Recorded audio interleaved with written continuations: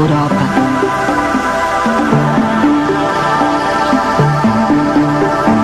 Eu estou fazendo uma viagem maravilhosa à procura dos mais belos tesouros artísticos de todo o mundo.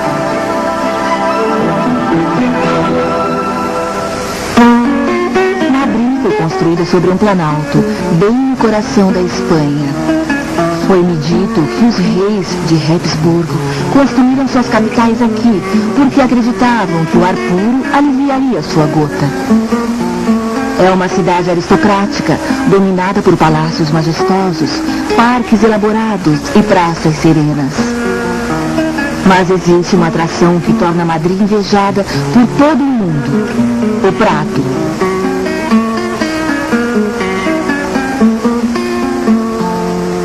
Este Palácio das Artes contém riquezas de mais de 7 séculos de coleções de arte. Independente de seus sentimentos como soberana, a família real espanhola sempre foi um perspicaz patrono das artes.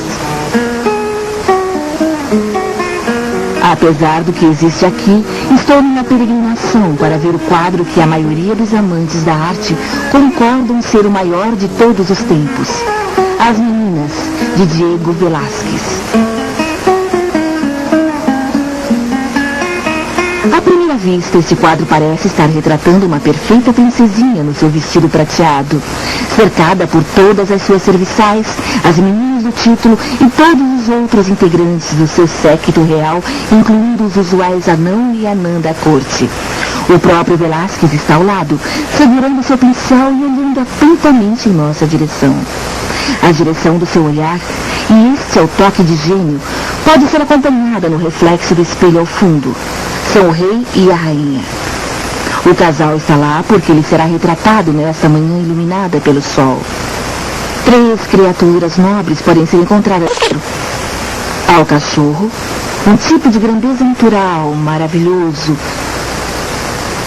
Está o cavalete e esta grande linha que corta, expressando visualmente o significado de ser um artista, a essência da arte visual, algo de importância gigantesca. Ele domina o ambiente e atrás dele, magnífico, totalmente dono da situação, o maestro organizando a orquestra, o próprio Velázquez. O centro do quadro pode parecer ser o reflexo do casal real, mas é claro que o verdadeiro centro é Velázquez. Ele domina todos ali. E existe um fato adicional comovente, que só soubemos atualmente. É que esse quadro, que costumava estar pendurado no aposento privativo do rei e que ele admirava com frequência, não possuía essa cruz vermelha no peito de Velázquez. Esta é a cruz de São Diego. E ela significa: eu sou um aristocrata. Só 3 anos depois, quando Felipe IV, que amava e admirava Velázquez, usou seu prestígio e insistiu que Velázquez fosse admitido na nobreza, é que ele ganhou a sua cruz. Imediatamente Velázquez pegou o quadro de volta e acrescentou a cruz, porque ela era tão importante para ele. Assim, ao mostrar a todos que ele era um cavalheiro, ele também alcançou a sua outra ambição. Ele mostrou que artista soberbo ele era.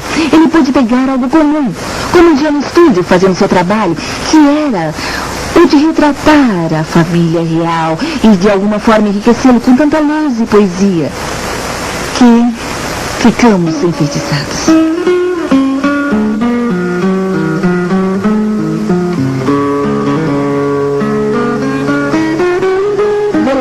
Retratou seus temas humanos com grande dignidade, mas quando se tratava de deuses, nem sempre foi muito objetivo.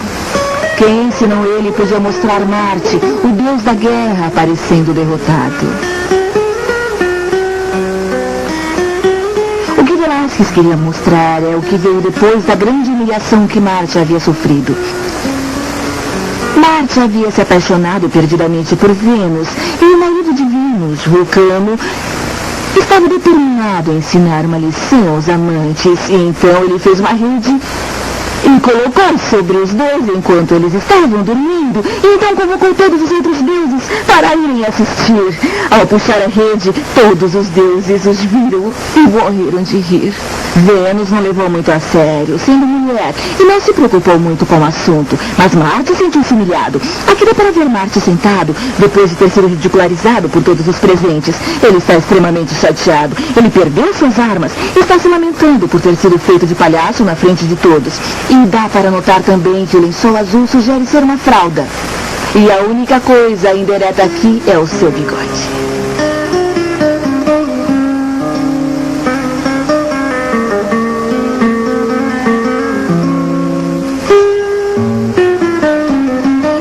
Apenas um artista que podemos considerar como sendo do mesmo porte que Velázquez, e este é Francisco Goya.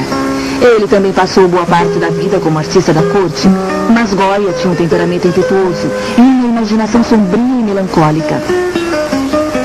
Viu pessoalmente os horrores da guerra quando Napoleão invadiu a Espanha. Este é um dos grandes ícones da crueldade e coragem humana, quase uma imagem de crucificação, os executores sendo retratados como máquinas de matar sem rosto. É algo em que podemos nos transformar se não assumirmos responsabilidade por nossos atos.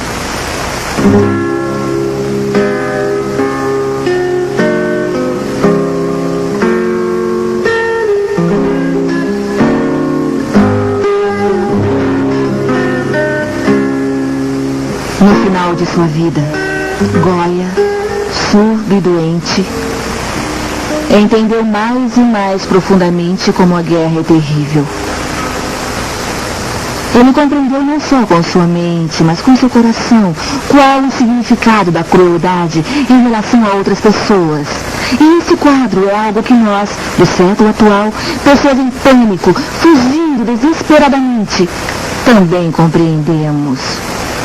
Todas as carroças e os animais, todos escapando do grande colosso que cavalga o horizonte e domina o céu. E nos perguntamos, o que é o colosso? Bem, em nível bem superficial, é a guerra napoleônica, a grande ameaça que pairava sobre a Espanha. E aí vemos de novo. E dá para notar que o colosso está de costas para o fugitivo. Ele está olhando para longe, não para eles. E imaginemos que talvez não seja um colosso atacante, mas um colosso defensor, o grande e heróico espírito da Espanha que lutou até o fim para manter seu povo seguro. Dizer que é a bomba atômica, ou a morte, ou o câncer, ou a AIDS, isso tudo torna muito pequeno. Não é um medo racional, da mesma forma que o colosso não é uma imagem racional. É comovente pensar em Goya. O velho rosto surdo e sofredor de Goya, que sabia exatamente o que é pânico e o que é dor, e o mistério do grande colosso dominando nossa vida e aceitando.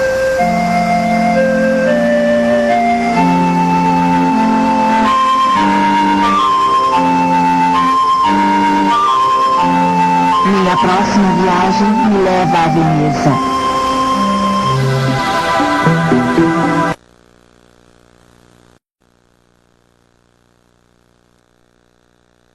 De 20 anos levei uma vida de solidão e oração. Agora, pela primeira vez na minha vida, estou indo para a Europa.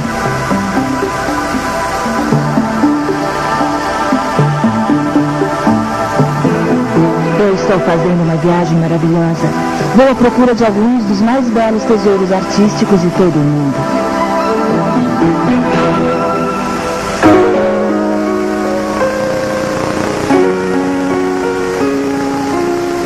Todos conhecem os esplendores de Veneza, mas é extraordinário descobrir como tanta glória humana pode ser construída sobre a lama e mesmo assim sobreviver por mais de 1000 anos.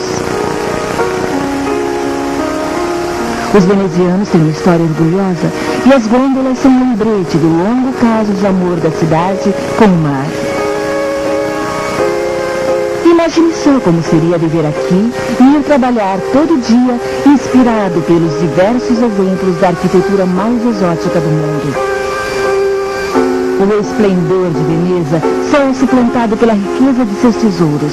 Herdeiros e mercadores eram colecionadores em uma escala prolífica e eles decoraram seus edifícios com trabalhos dos próprios artistas da cidade, Tiziano, Tintoretto e Veronese, isto para mencionar apenas alguns deles. Mas eu gostaria de começar com um artista pouco conhecido chamado Carpaccio. Sua pintura de São Jorge o Dragão está aqui há mais de 500 anos. São Jorge é uma dessas personagens que existiram desde os tempos pré-históricos. Nossas lendas mais antigas discorrem sobre o herói que destrói o dragão do inverno e sobre o herói que destrói o dragão da morte. De alguma forma, sempre existiu um São Jorge. Nós sempre ansiamos por este cavaleiro em sua armadura que aparece para derrotar o mal. E ele está cavalgando um grande cavalo negro de força monumental para derrotar o dragão. Carpaccio nos deu esse maravilhoso dragão. Com seu grande colarinho de pele, energética em forma de guarda-chuva e dentes afiados. Nós podemos ver que esse dragão tem andado ocupado por algum tempo. Vejam só todos esses corpos espalhados em volta e percebam que não se trata só de jovens mulheres. São Jorge pode ser o herói que salva a princesa, mas na verdade ele está salvando todo mundo. Aqui há homens e também corpos de animais. São Jorge nos mostra seu grande poder, que é representado pela longa e ereta lança que atravessa diretamente. Vejam como ela entra na boca e sai pelo outro lado. E talvez nós devêssemos olhar para as pessoas que estão lá longe, encostadas com tanta segurança em suas balaustradas e fora de sua fortaleza, desinteressadas, apenas olhando, enquanto São Jorge está lutando sozinho com o dragão. O que o dragão representa pode ser visto de muitas formas. Eu, pessoalmente, acho que o dragão é o orgulho humano, nossa própria crueldade, o dragão interior. E a não ser que enfrentemos o dragão, a não ser que tenhamos vontade, determinação, sejamos tão atentos e sérios quanto São Jorge, o dragão não será morto. Nosso dragão, nossa responsabilidade. Veneza é uma cidade eterna. Ela tem uma estranha luz atmosférica que atraiu os artistas há séculos. Os seus mais importantes trabalhos estão preservados na academia. Aqui se pode entrar no mundo da Renascença, quando a cidade se encontrava no apogeu de sua glória. Esta galeria se orgulha de possuir uma joia tão preciosa que concorre com a própria Mona Lisa. A tempestade de Giorgione é um mistério assombroso e tão delicado que podemos nos aproximar muito. Giorgione morreu aos 30 e poucos anos, mas ele trouxe algo totalmente novo para a arte. Um tipo de poesia selvagem, doce e valente. Um tipo de música visual que nunca foi equiparada e... eu acho que parte da magia é que ninguém sabe por que fica encantado por ela. Qual é o assunto? Já foram feitas longas explicações. Uma muito antiga é que aqui nós temos uma paisagem com um soldado e um cigano. Mas isso não explica a fascinação gerada por essa imagem. Então, outros estudiosos disseram, é Marte e Vênus. E outros disseram, não, é Adão e Eva. E outros diziam graciosamente, isso é ridículo. É o ato da vida. O homem com seu cajado e a contemplação da vida. O que talvez seja verdade, porque se ele tentar se mover, todas suas roupas poderão cair. Porque ela certamente não é uma mulher ativa. E outros, olhando para o estranho abismo que separa os dois, disseram que talvez seja macho e fêmea, eternamente ansiando um pelo outro, mas eternamente afastados. Mas seja o que for, eu tenho a minha própria explicação, que é esta. Eu acho que o centro da pintura é a luz do raio. Se nós temos um mundo escuro, onde não se vê nada, e de repente o raio ilumina e podemos enxergar o que vemos. Vemos dois incidentes isolados, que não conseguimos entender, e depois a escuridão envolve tudo de novo. Então a pintura é toda sobre o sentido de ver e não ver. Nunca entendo o que se vê, o que é dolorosamente conhecido por todos nós e que dá a esta pintura a sua maravilhosa poesia.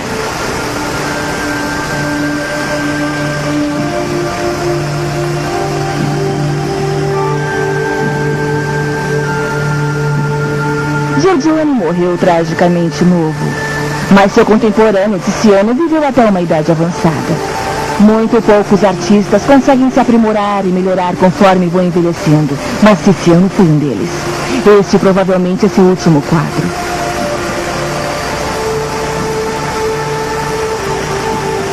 Quando Tiziano pintou esse quadro, a peste estava assolando Veneza. E o medo da morte estava muito presente. E era uma parte integrante da própria vida de Tiziano. Ele estava velho e estava com medo.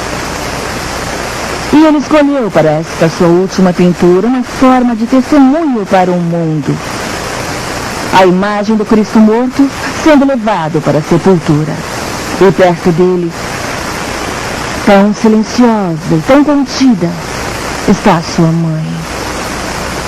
E aqui essas duas outras figuras, uma é Maria Madalena, louca de dor, e ele a pintou com uma enorme paixão. Ela está com raiva da morte, expressando o que o próprio Tiziano devia estar sentindo. A morte é algo pelo qual não deveríamos passar, é detestável. E no outro lado está o velho. O que temos aqui é claramente um autorretrato.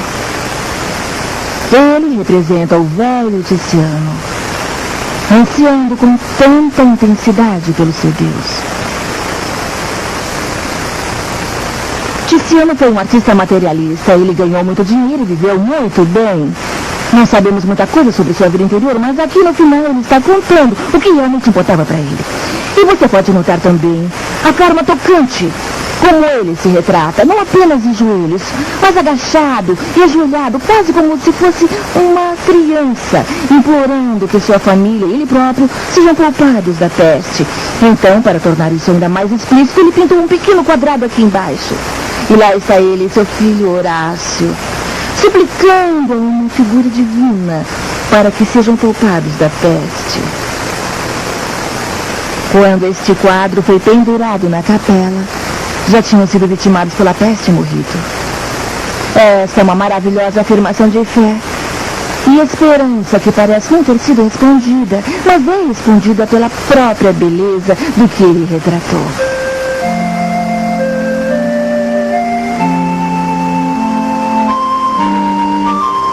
Na próxima semana, uma grande jornada me levará até São Petersburgo.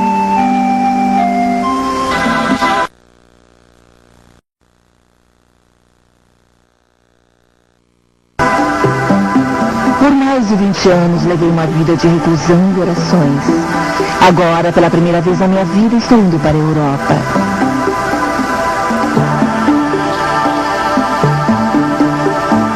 Eu estou fazendo uma viagem maravilhosa. Estou à procura de alguns dos mais belos tesouros artísticos de todo o mundo.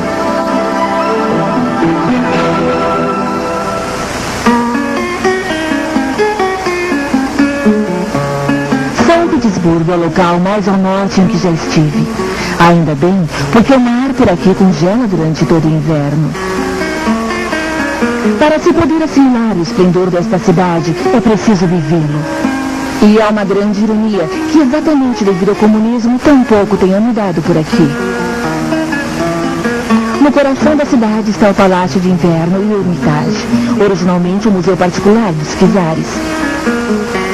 O seu tamanho é algo esmagador, 400 aposentos, 22 quilômetros de corredores e cerca de 3 milhões de objetos em exposição. Parece incrível que aqui exista um salão inteiro repleto de Rembrandts. Mas felizmente eu não tenho nenhuma dúvida sobre qual deles eu amo mais. Este é o Filho Pródigo, de Rembrandt. E eu acredito que em qualquer lugar do mundo as pessoas irão reagir a este quadro. Esta é a história de um pai que tinha 2 filhos. E o filho mais novo disse ao pai: olhe, eu não quero esperar até sua morte para receber o meu dinheiro, eu quero agora. E e o pai deu a ele sua herança. O filho foi embora para um país distante e viveu à larga. Gastou todo o seu dinheiro. Então o país entrou em recessão. Ninguém queria ajudá-lo e ele teve que aceitar um trabalho para cuidar de porcos. Então ele começou a longa viagem de volta. Rembrandt mostrou o estado ao qual o filho ficou reduzido. Os seus pobres pés tão sujos da viagem. O seu sapato todo rasgado de um dos lados e caindo do outro. E sua vestimenta, você pode ver que ainda restou o bordado em volta da gola, mas todo o resto está um farrapo. E aqui você vê o pai e o filho totalmente absortos nesse abraço. Eu adoro a forma como Rembrandt fez o manto do pai cair e parecer como se fosse um útero protegendo o filho. E aqui ao lado, você pode ver o terceiro ator dessa história. Lembre-se de que havia 2 filhos. Esse é o filho mais velho. Ele é rígido, tenso e honrado. Seus olhos voltados com desaprovação para essa pequena cena. Ele é de um homem de lei, em oposição ao pai amoroso. Então, o que deixa sua postura absolutamente clara é que ele está ao lado do amor paternal. Esse abraço e essa intimidade deve ter sido algo muito comovente para Rembrandt. Devia lembrar-se de seus próprios filhos, quase todos mortos, só restou a ele um único filho, Tito. Um filho muito bom, diga-se de passagem. Tito também morreu antes de seu pai. Então aqui nós temos a imagem do amor paternal pintada por um pai, e é impossível olhar para ela e não ficar emocionado.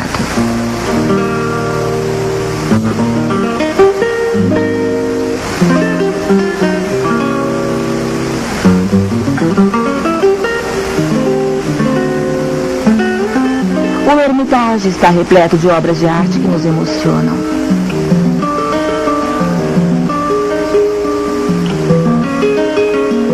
Mas algumas vezes são os trabalhos desconhecidos que parecem fazer uma pergunta e exigir atenção, especialmente se contém um mistério.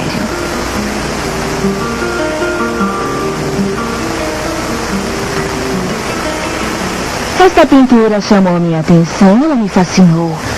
Tenho que confessar que não foi só pela beleza da obra, apesar de ela ser realmente uma pintura maravilhosa, feita por Correggio. Não. O que me atraiu mesmo foi seu olhar. É um olhar tão reservado. E por séculos foi só isso que se viu nela. Mas então começou a investigação. Em primeiro lugar, foram traduzidos os dizeres da tigela de prata. Descobriu-se que se trata de algumas frases da Odisseia de Homero. E foi extraído do trecho no qual Helena está preparando uma poção mágica que vai eliminar todas as tristezas. Veja, muitas vezes disse que esse é exatamente o objetivo da arte. Então descobriu-se que havia realmente uma poetisa ligada a Correggio.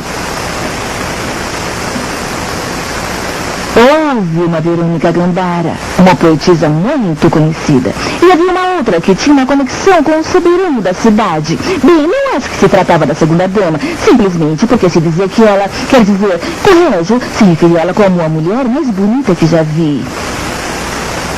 Apesar desta ser uma dama bonita e sedutora, ela tem um nariz um pouco comprido. Eu não acredito que ela esteja representando para nós uma esplêndida beldade, por isso aposto na Verônica. E quando você descobre que talvez ela seja uma poetisa, você vê que atrás dela há um pé de louro, sempre um sinal de poesia. E também a era da imortalidade. E esta corrente de ouro talvez não seja apenas adorno pessoal. É a corrente de ouro que premia o artista triunfante. E o trabalho de detetive, muitas vezes necessário para a arte, altera esta imagem. Se ela conhece um segredo, ela o está dando a nós, para que seja nosso segredo também. Ela pede que peguemos a sua tigela e bebamos também.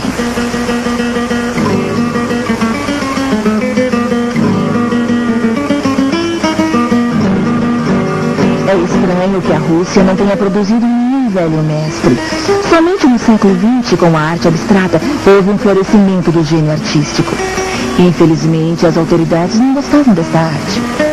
Agora, finalmente, o maior artista russo, Kandinsky, está sendo apreciado, mesmo que ele esteja apenas pendurado no sótão. Ao olhar para ele pela primeira vez, você pode até ficar totalmente perplexo. Eu vou arriscar um palpite e dizer o que eu acho que isto pode ser. Eu acho que isso é uma batalha no mar. Acho que aqui nós temos um navio, os remos de 2 navios colidindo. Eu acho que esses são os tiros do canhão. E você vê a onda, talvez isso seja um navio afundando. Existe um tipo de erupção e explosão por toda parte. Bem, alguém que tenha passado um tempão observando esse quadro e esteja assistindo diga, como ela é boba, obviamente se trata de uma nevasca alpina. Ou talvez seja uma tarde atribulada na casa dos Kandinsky.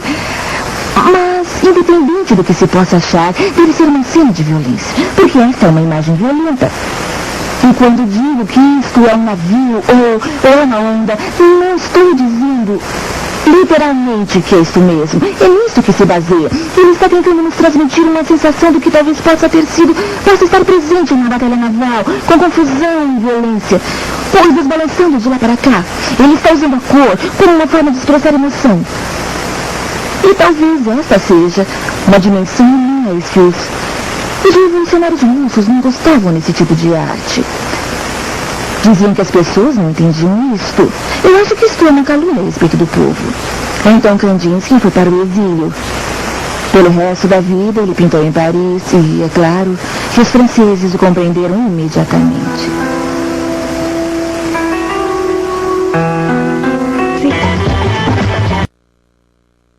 O mundo mudou aqui. Num frenesi alvo e ardente de invenção, a história da humanidade e a história da pintura se fundiram.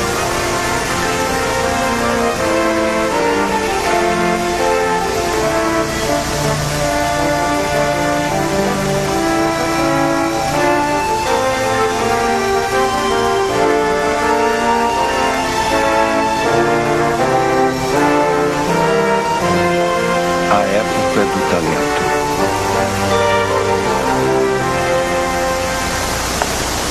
A cidade de Florença, possivelmente a cidade mais importante na história da pintura, porque era a cidade da Renascença, onde Leonardo, Michelangelo e Botticelli viviam e trabalhavam. Pintores que tornariam visível um novo sentido do que significava ser humano. Mas se você perguntasse aos grandes artistas da Renascença onde a fogueira dessa nova visão começou a estalar e crepitar, eles o conduziriam a uma pequena capela na igreja carmelita. Todos eles vieram aqui para maravilharem-se com o trabalho de um jovem artista, Masaccio, para sempre jovem, porque ele morreu com 20 e poucos anos. E a Renascença começou com ele. Adão e Eva, sendo expulsos do paraíso, da satisfação do ventre, à fria e dura luz do cotidiano. E Masaccio os fez tão totalmente verossímeis para nós, pessoas tão diferentes. Adão tão inconsciente do corpo, mas ele esconde o rosto, ele não aguenta a luz da verdade, talvez ele não saiba mais quem ele é. E Eva, bem ciente do corpo, embora não haja ninguém para vê-la, mas o que ela expõe é o rosto, aquele terrível, um grito primitivo que ela emite. E os olhos dela, um olhar de recém-nascido. Ou você poderia dizer que o rosto dela é como uma caveira, porque agora que nasceram, eles morrerão. Tudo realmente reflete através da história dessas duas imagens. A linda nudez masculina de Adão e a sexualidade de Eva. E a imersão deles na verdade. O anjo não está conduzindo eles para fora. Eles estão indo embora. É aquela culpa humana. E isso, creio eu, é muito importante. Porque nós podemos pensar na Renascença como vendo a humanidade como divina. Não. Eles viam a humanidade como digna, como capaz de aguentar e assumir responsabilidade. Mas eles carregam o peso de toda a dor que a humanidade conheceu, todas as culpas e medos. Eles sofrem na terra e refletem suas próprias sombras. E era disso que a Renascença tratava, a humanidade como íntegra, sofrendo, mas responsável.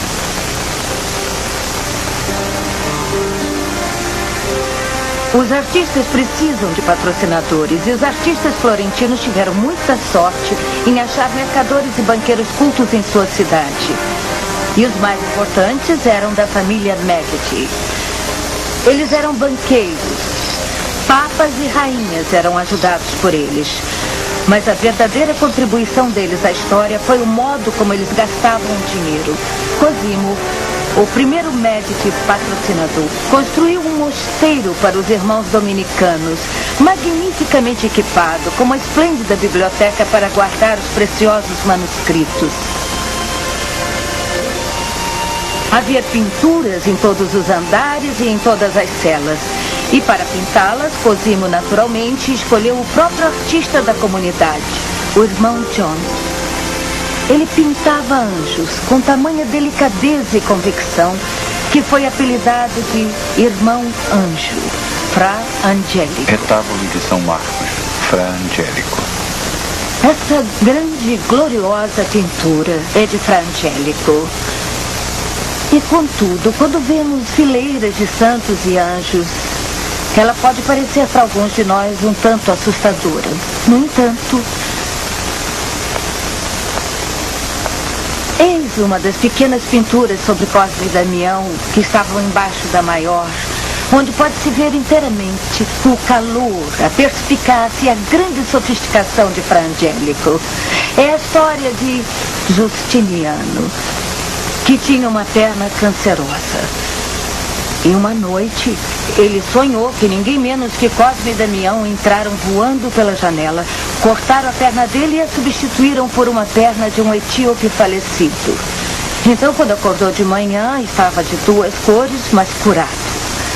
Bom, essa pequena pintura é maravilhosa. O espaço é tão real. Ali está o banquinho, lá estão os chinelos. Note 2 chinelos. Isso mostra que Justiniano claramente esperava um milagre. E ali está o urinol dele e todos os remédios sobre a cabeceira.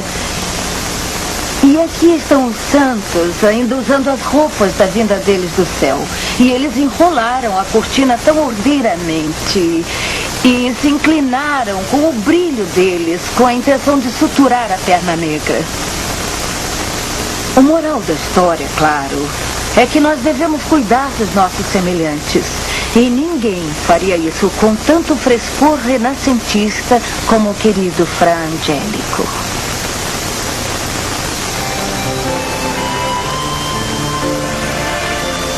Os ricos sempre gostaram de decorar o seu lar. E a Renascença buscou novos temas. Aqui na Vila Leme, as pinturas não eram religiosas, não.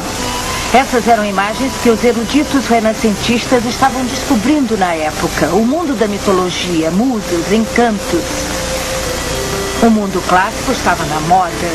E quem mais sintonizado com ele do que Botticelli?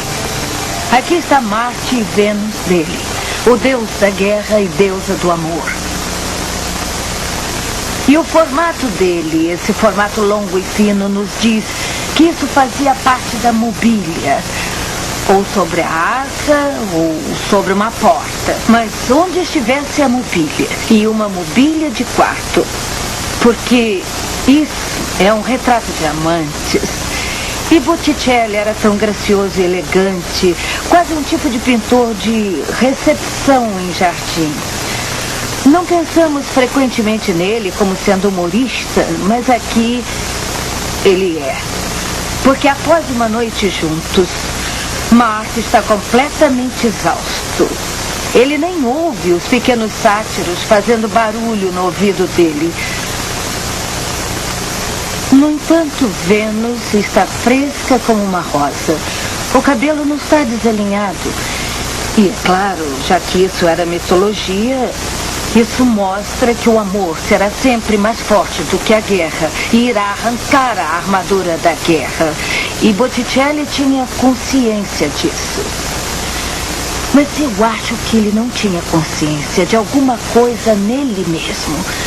Porque ele era um homem que nunca achou uma parceira. Um homem solitário. E repare bem nesses amantes, como estão separados. Não há unicidade. Você não sente que Marte se importa com isso? Ele só está imerso numa espécie de cochilo insensível. Mas Vênus, naquele brejeiro sorrisinho, você não acha que há um elemento de uma mulher encarando a solidão?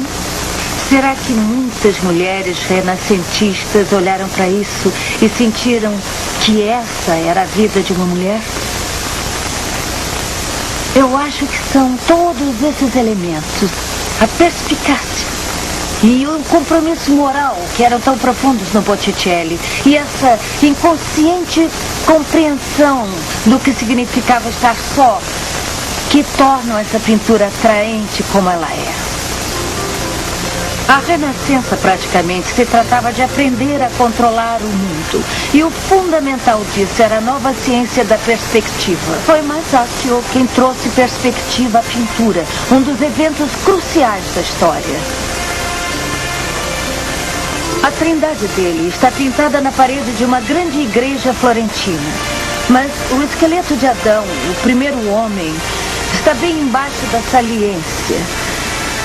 E em cima dela, o Cristo crucificado pendurado no espaço real, como se numa capela lateral. É difícil de acreditar que isso não é arquitetura, só pintura.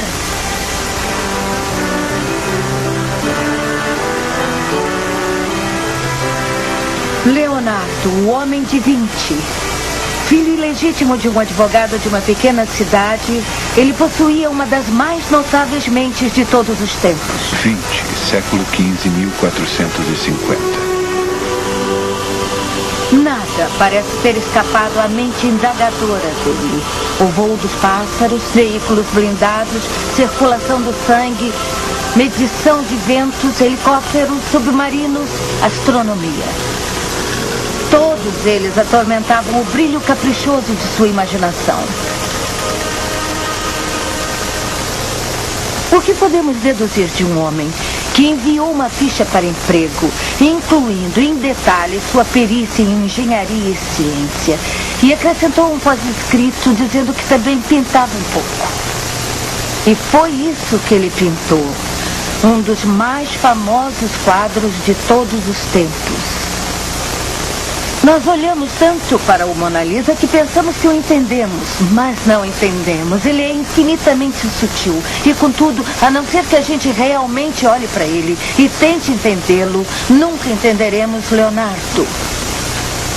Se você pensar bem, um grande retrato é geralmente muito bonito e cheio de personalidade. Ele é um campo de carga, ele nos leva a um dínamo da personalidade de outra pessoa. Mas não o Mona Lisa. Nós não estamos reagindo a ela não está reagindo a nós, mas ao artista. Lembre-se, Leonardo era o homem mais bonito da sua geração. Ótimo cantor. Quando ele pintava, geralmente tinha músicos. E nós sabemos com certeza que ele nunca teve um relacionamento emocional com uma mulher. Rapazes, sim, mas só isso. Então aqui está essa esposa do mercador, Mona Lisa, assistindo com um divertido interesse, com um sorrisinho secreto. Esse lindo e poderoso homem de aparência aristocrática pintando-a. E ela sabe exatamente o que pensa e ela não vai partilhar isso. E a maravilha de Leonardo é que ele captou isso. Esse olhar, não de partilhar a personalidade dela, mas de olhar para ele, sorrindo secretamente e se mantendo em mistério. E você pode ver que ao fundo ele pintou aquela maravilhosa vista de colinas se fundindo umas com as outras, montanhas misteriosas e rios, tudo sugerindo, é claro, o eterno mistério da feminilidade. E ela provavelmente está sentada a boa distância de sua cozinha e sabe que o eterno mistério da feminilidade significa algo bem diferente para Leonardo do que para qualquer outro que ela conhece. E ela está gostando. E Leonardo teve realmente a humildade, teve o talento de partilhar o segredo. Eu não vou lhe mostrar como eu sou, só irei lhe mostrar minha reação, não minha personalidade. Ela merece ser a maior pintura do mundo, ou pelo menos a mais famosa.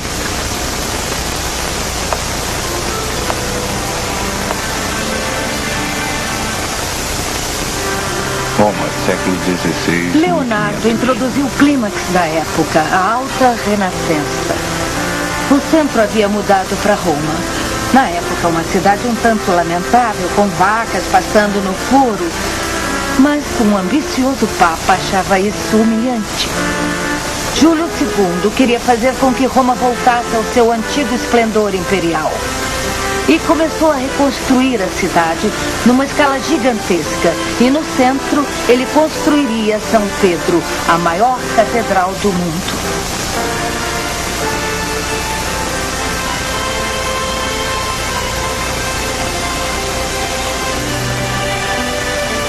Júlio sabia reconhecer o talento. E quando chegou a hora de pintar os cômodos, ele escolheu um jovem que era a sensação das províncias, Rafael. Ele tinha só 25 anos e era inteligente. Todas as pinturas desse cômodo celebram o poder do papado, de Júlio e retrocedendo até o primeiro papa, São Pedro. São Pedro havia sido preso. E Rafael conta toda a história de como ele foi libertado usando luz. Desse lado você tem os degraus que levam à prisão. E note, aliás, o modo brilhante como ele está acomodado, precisando ter aquela grande janela fincada no espaço. E essa escada é o mundo comum. E eles têm duas fontes de luz. Ele tem a lua flutuando lá no céu e ele tem a luz artificial que na época era a tocha. Agora eles podem ver através daquela luz. Mas está confuso, estão discutindo, tudo desprovido de claridade. Dentro da prisão há uma outra luz. Há um anjo feito de luz e irradiando uma extraordinária luminosidade celestial que ninguém jamais viu. E São Pedro também não vê. Seus olhos estão fechados. Como os guardas, ele dorme. E dormindo, ele tem um sonho. Ele sonha que vê um anjo dizendo que vai tirá-lo da prisão. E ele o conduz e os grilhões dele se desprendem e alcançam a porta e ela se abre. Eles descem a escada, os guardas dormem, eles atravessam a prisão. As portas se abrem, os guardas dormem, ninguém os vê. Eles saem da prisão. E o anjo deixa. Ele acorda. Está livre. Aconteceu, escapou. Agora, o grande Papa Júlio II, o homem que reconstruiu Roma para ser a capital mundial da arte, adorou essa história. E quis que Rafael pintasse isso, porque achava que isso mostrava que não se pode reprimir um bom Papa. Mas é claro que isso é mais profundo. É o sonho de fuga. O sonho que todos têm quando todos os problemas desaparecem. Sem hipoteca, parceiro perfeito, ótimas férias. E me parece tão comovente que Rafael, que morreu com 30 e poucos anos, e era um rapaz de boa linhagem, bonito, popular, bem-sucedido em tudo o que fazia, também conhecesse esse sonho. Ele conhecia a necessidade de fugir. Tudo veio tão fácil para Rafael. Como isso pareceu injusto para esse gênio trabalhando duramente pelo corredor. Michelangelo era de uma linhagem de sangue azul impecável. A família dele se sentiu ultrajada por ele escolher trabalhar com as mãos. Mas Ele tinha sido criado pela esposa de um pedreiro. Ele gostava muito de ficar com as mãos sujas e o macacão manchado. Esculpir era realmente empolgante para ele. Essas figuras inacabadas se chamam os cativos. Elas deviam originalmente decorar o túmulo do próprio Júlio, um monumento para competir com os mausoléus da antiguidade. Michelangelo teria levado 20 anos para terminar, mas Júlio interrompeu isso.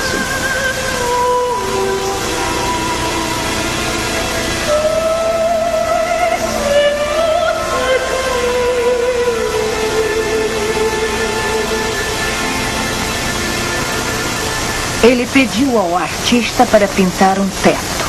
Michelangelo detestava pintar. Ele achava que não tinha talento para isso. E aqui está o que ele fez.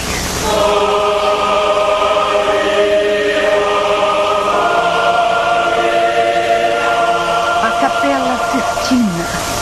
A pura exuberância e beleza física do que Michelangelo produziu nunca foi superada. Podemos quase dizer que toda a Renascença, que se trata de nova vida, está resumida no nascimento de Adão.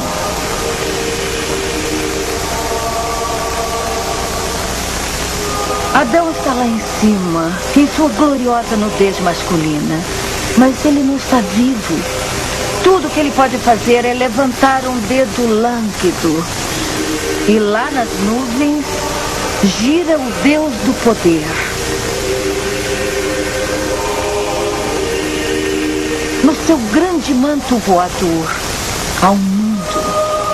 Se aquela é Eva ou não, há um rosto humano lá, olhando diretamente para Adão, com um olhar provocando-o a responder ao desafio.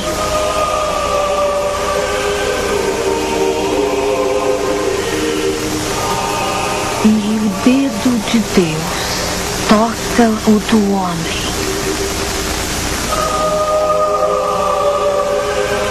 Adão é tão bonito, mas ainda não tem uma mente, não está vivo.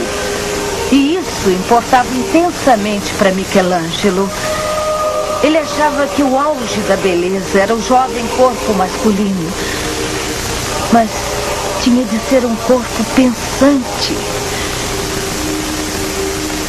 E para demonstrar isso, ele pôs por todo o teto o que chamamos de inuti.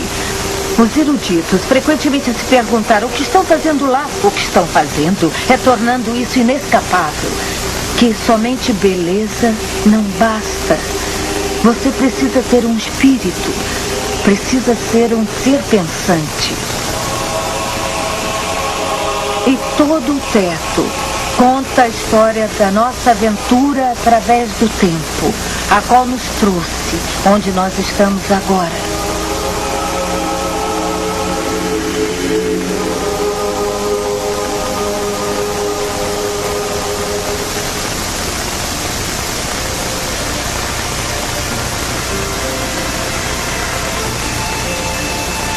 Mas há um outro capítulo da história da Renascença. Um que começa na cidade de Veneza e o qual tem todo um esplendor próprio.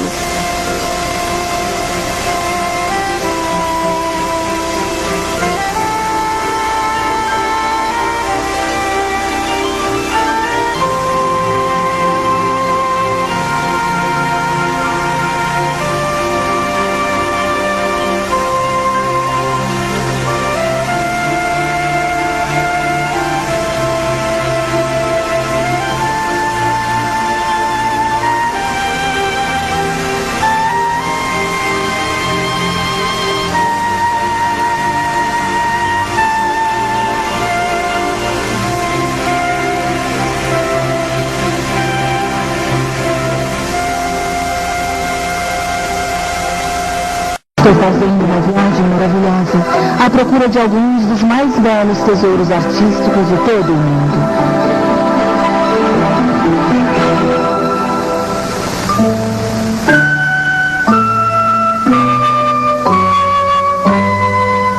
Hoje estou em Viena, onde nossa cidade repleta de palácios magníficos e estátuas monumentais.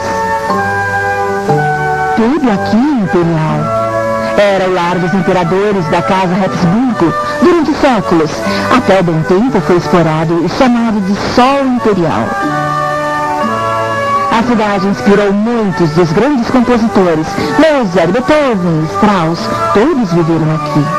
Mas graças aos imperadores amantes das artes, Viena também pode se orgulhar de ter uma das coleções mais completas e requintadas. No cenário extravagante, que é o Museu Histórico de Arte, existem salas dedicadas a apenas um artista. Como esta aqui, repleta de obras-primas de Rubens. Ele é o titã dos pintores, um homem naturalmente atraído para pensar grande. Mas aqui eu quero admirar um exemplar pequeno de Rubens, que em outras mãos poderia ser pornográfico, e é chamado de Angélica e o Ermitão. A história vem de uma espécie de novela da Renascença, na qual Angélica tem várias aventuras, e em uma delas cruza com o Ermitão.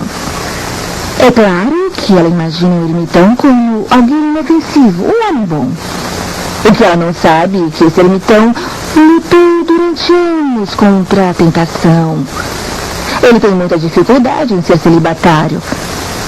E ela representa para ele sua chance de ter uma experiência sexual. Ele a lança em um sono hipnótico. E aqui dá para ver o Ermitão rastejando na escuridão em sua direção para tirar o lençol dela e se aproveitar. Aqui à sua direita está o demônio, e essa é a expectativa que nós temos deste quadro, ver o demônio agitando a Angélica na almofada para servir ao Ermitão. Bem, na história tudo se ajeita para melhor, porque se descobre que o Ermitão é importante. Mas Rubens não se contentava com isto. Olhe para o Ermitão.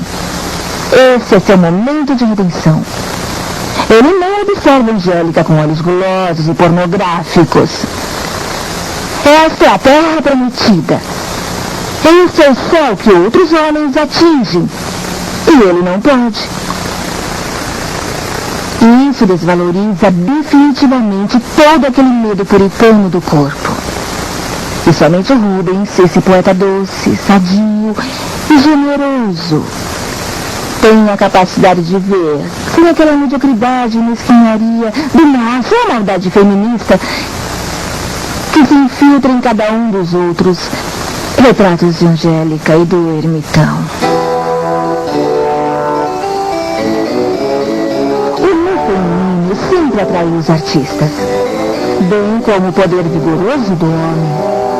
Os homens muitas vezes são retratados como heróis clássicos, ou sacrificando a própria vida pela pureza de suas crenças. Uma das imagens favoritas dos artistas da Renascença era São Sebastião. Mas não porque ele tenha sido um grande mártir cristão, mas porque era uma chance de mostrar um glorioso macho nu sendo torturado até a morte. São Sebastião foi usado como alvo do seu regimento porque ele recusava-se a adorar o imperador. E aqui está ele. Ele está cravejado de flechas, dá para contá-las, se no mínimo uma dúzia. Mas ele não está morto, ele ainda está de pé. Eles transformaram esse amigo em alfineteira vivo. Se olhar para Sebastião, eu estremeço quando olho para ele, com essa flecha que atravessa o rosto. Você irá notar que as cordas que o seguram não estão tão apertadas, porque ele está preso lá mais pelo princípio, disposto a morrer para não desistir de suas crenças. Agora, mantenha. Encontro a forma perfeita para mostrar a diferença entre a pedra invulnerável e a carne humana, que é muito vulnerável. Sangra e o homem morre. A pedra se despedaça e a civilização desaparece. No final, o que sobrevive é o espírito humano. O princípio que nos torna humanos continua, mesmo que tudo à volta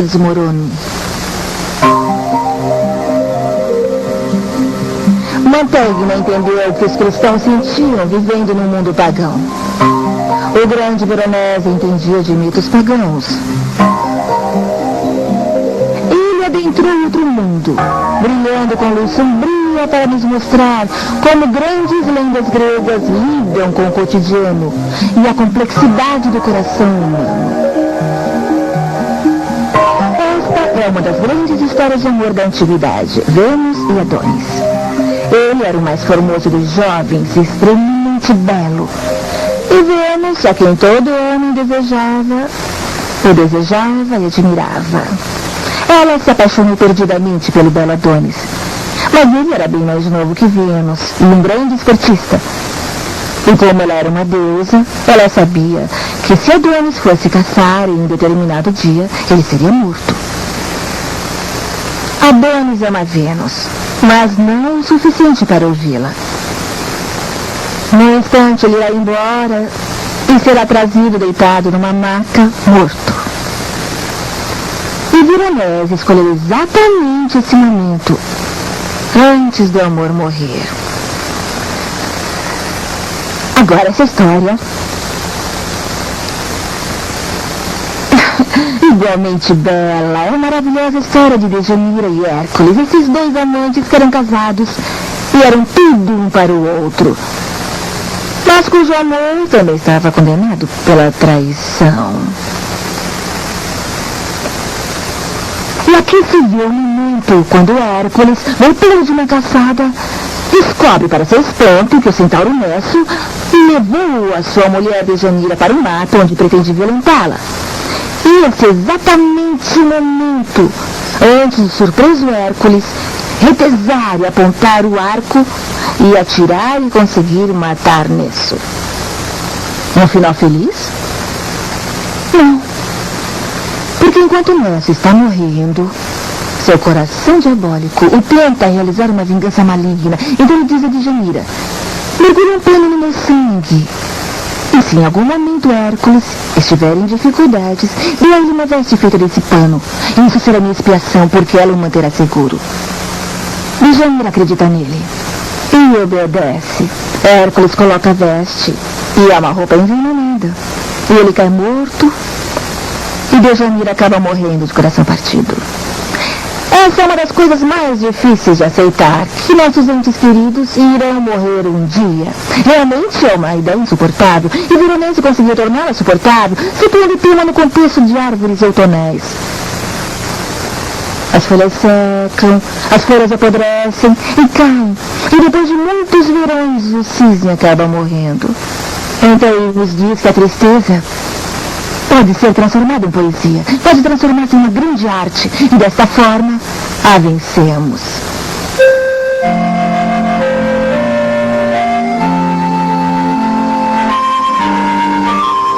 Minha próxima jornada me leva a Roma. Distribuição Didac. Versão brasileira, Helicon, São Paulo.